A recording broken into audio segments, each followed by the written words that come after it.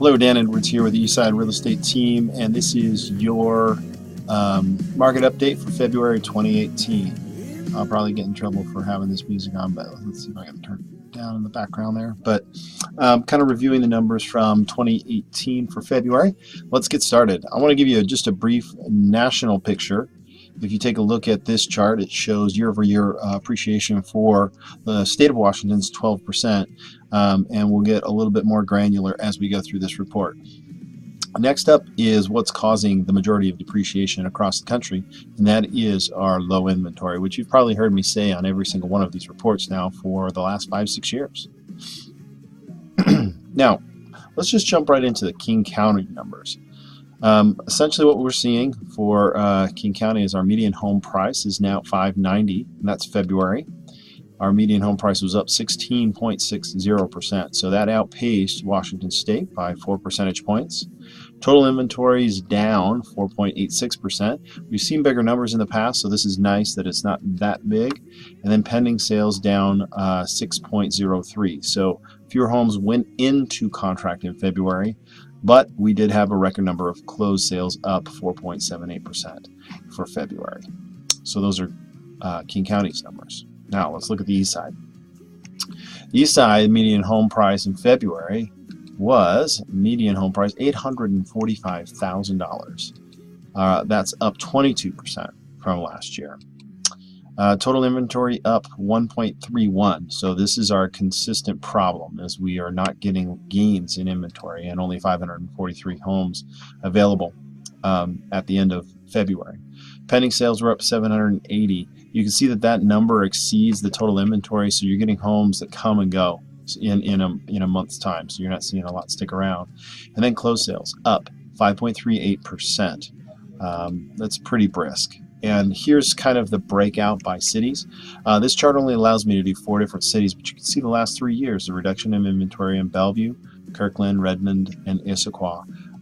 Down, let's see, 18%, then 20% for Bellevue, 28%, and then 4.1%. So not so bad in Kirkland. They're getting a little more inventory.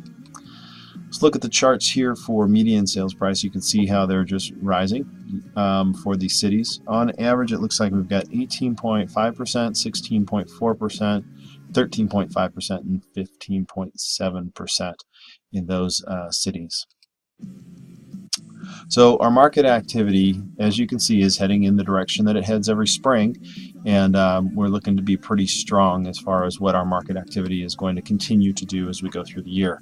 Now here's the big question, and this is the item that I want to spend a little bit of time in, is the question that we get here is, it's another bubble. It's getting ready to burst.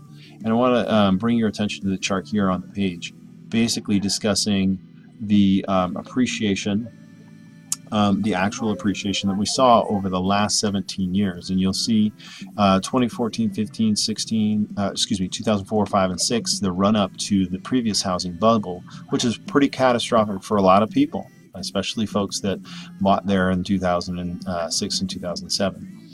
Well, one of the things that we are looking at is what is the regression to the mean, I guess is a way to put it. But what would have happened if we never had that run up in 2004 through 2007?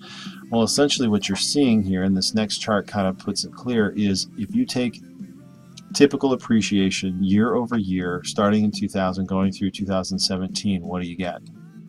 And you'll see with this chart that it basically evens it out. So where we sit now is a little below where we should be if we had normal appreciation through the year. So it's not as much of a bubble as it is a correction.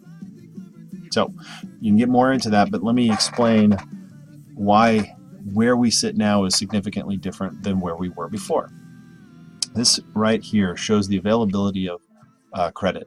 And everybody talks, go watch The Big Short. You'll learn specific, maybe not totally specifically, but you'll learn in an interesting way what exactly happened. And to boil it into one statement, credit money was cheap and easy to get a hold of.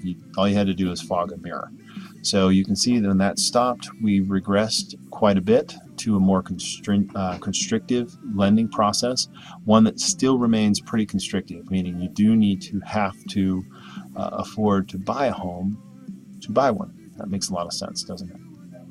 So My biggest concern that I have right now is what is going to happen with regards to interest rates. And really, what we're talking about in the housing market is not about appreciation, it's about affordability. Can you afford to buy a home? And what impacts that? Of course, housing prices are one factor, but another factor is interest rates.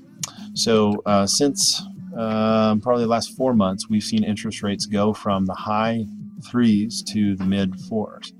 And right now they sit nationwide at about 4.3%. In some days, some weeks, they've gone up to 4.6. And it all depends on your specific ability to qualify.